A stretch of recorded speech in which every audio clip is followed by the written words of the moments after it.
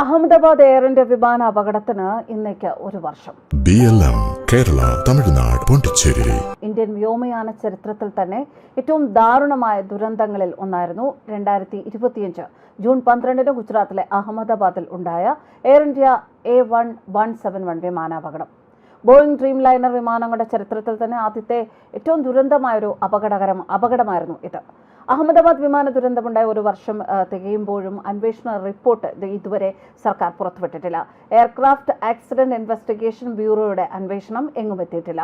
അപകടത്തിന് ശേഷം 12 മാസത്തിനുള്ളിൽ അന്തിമ റിപ്പോർട്ട് സമർപ്പിക്കണം എന്നാണ് നിയമം. ഇതല്ല എങ്കിൽ പുറപ്പെടുവിക്കേണ്ട ഇടക്കാല പ്രസ്താവനയും വന്നിട്ടില്ല. 2025 ജൂൺ 12 അഹമ്മദാബാദ് വിമാനത്താവളത്തിൽ നിന്നും പറന്നുയർന്ന എയർ ഇന്ത്യയുടെ ബോയിംഗ് 7878 ഡ്രീം ലൈനർ വിമാനം തകർന്നു വീണ് 260 പേരാണ് കൊല്ലപ്പെട്ടത്. എയർ ഇന്ത്യ 171 റൺവേ 23 നിന്നും ഉച്ചയ്ക്ക് 1:38 ടേക്ക് ഓഫ് ചെയ്തു. ലണ്ടനിലെ ഗാർവിക് വിമാനത്താവളത്തിലേക്കാണ് യാത്ര. 230 യാത്രക്കാരും 12 ജീവനക്കാരും ഉൾപ്പെടെ ആകെ 242 പേരാണ് ബോയിംഗ് 7878 ഡ്രീം ലൈനർ വിമാനത്തിൽ ഉണ്ടായിരുന്നത്.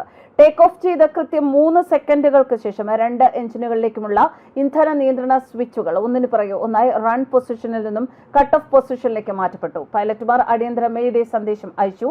പക്ഷെ പറന്നുയർന്ന് 32 സെക്കൻഡുകൾ കഴിഞ്ഞപ്പോൾ വിമാനത്താവളത്തിൽ നിന്നും 1.7 കിലോമീറ്റർ അകലെയുള്ള BJ മെഡിക്കൽ കോളേജ് ഹോസ്റ്റൽ സമുച്ചയത്തിന് മുകളിലേക്ക് വിമാനം തകർന്നു വീഴുകയായിരുന്നു. വൻ തീപിടുത്തമുണ്ടായി. ഹോസ്റ്റൽ കെട്ടിടങ്ങൾക്കും പരിസര പ്രദേശങ്ങൾക്കും കനത്ത നാശനഷ്ടങ്ങൾ സംഭവിച്ചു.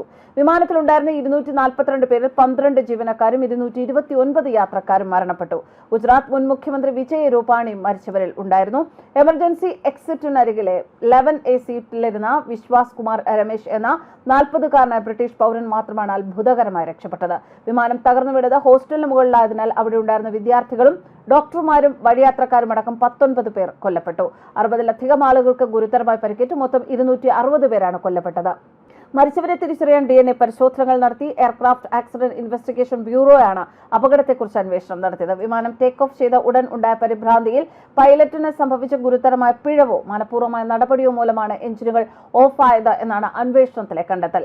എയർ ഇന്ത്യ ഫ്ലൈറ്റ് 171 അപകടത്തിന് ഒരു വർഷത്തിന് ശേഷവും വിമാനത്തിന്റെ എഞ്ചിനുകളുടെ വിശകലനം തീർപ്പ് കൽപ്പിച്ചിട്ടില്ല എന്ന് ചൂണ്ടിക്കാട്ടി അന്വേഷകർ അന്തിമ റിപ്പോർട്ട് നൽകുന്നത് വൈകിപ്പിക്കാൻ സാധ്യതയുണ്ട് എന്നാണ് റോയിറ്റേഴ്സ് റിപ്പോർട്ട്. ബ്ലൂംബർഗ് പറയുന്നതനുസരിച്ച് അന്തിമ റിപ്പോർട്ടിന് പകരം എയർക്രാഫ്റ്റ് ആക്സിഡന്റ് ഇൻവെസ്റ്റിഗേഷൻ ബ്യൂറോ ഈ ആഴ്ച കാലതാമസത്തിന് പിന്നിലെ കാരണങ്ങളെ കേന്ദ്രീകരിച്ചുള്ള ഒരു സ്റ്റാറ്റസ് റിപ്പോർട്ട് പുറത്തിറക്കാൻ സാധ്യതയുണ്ടെന്നും പറയപ്പെടുന്നു.